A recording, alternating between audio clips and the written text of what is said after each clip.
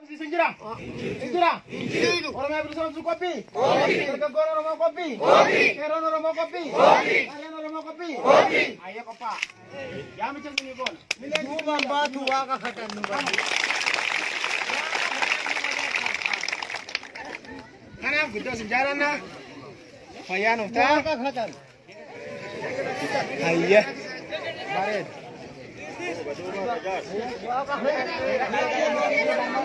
Rakho nggak boy? Jaga apa sih? Sini ni nama aku Tony waka katan. Ulfat.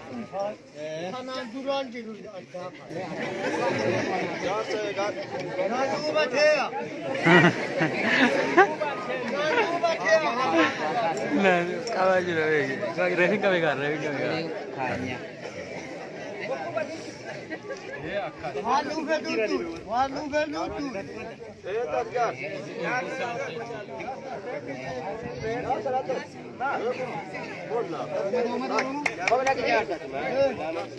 Ini yang mujiran. Abis pakai jika.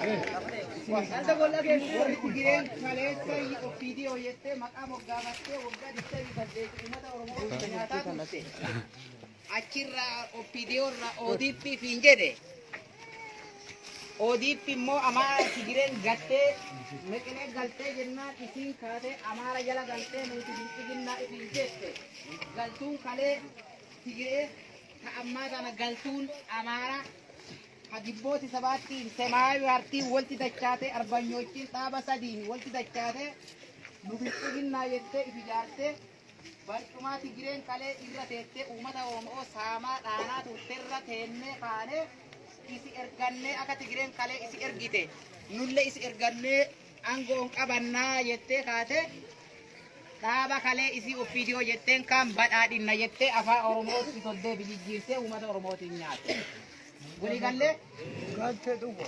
badhaadhinaa doon ta'in badiinsa uummata Oromooti. Badhaadhina Oromiyaati moti isin badiinsa Oromiyaati. Ha buna cirte. Ha addee tokkotti qubsiichee shaan abaa qulaarraatti kaachee guddiste. Ha uummata Oromooti walti rartee kaan manarraa gudde kaanii shanee jettee maatii shanee jettee uummata Oromoo kaan hidhaan kaan maaniin jettee sanyii namaa warri duguugu.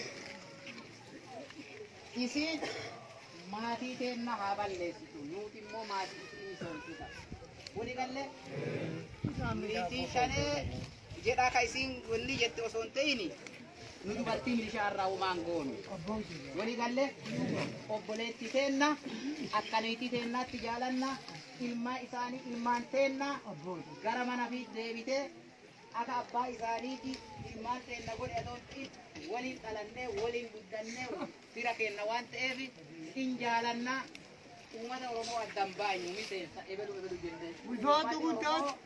tokko wali galle milishaallee dhiiga kenna malee diina kennaan yoo inni diina jedhullee dhiiga kenna jennaan deebi jenna diina jalaa waliin lolla wali galle Tigiree fi abaa'oo waliin jirti jedhe akkana jettiiyyu abaa'oon juntaa waliin jirti jettiiyyu juntaa jechuun TPLF yookaan wayyaanee kal'eessan akka nuun shanee jettee waraana bilisummaa Oromoo maqaa dhibiyyaante Tigireen juntaa jette.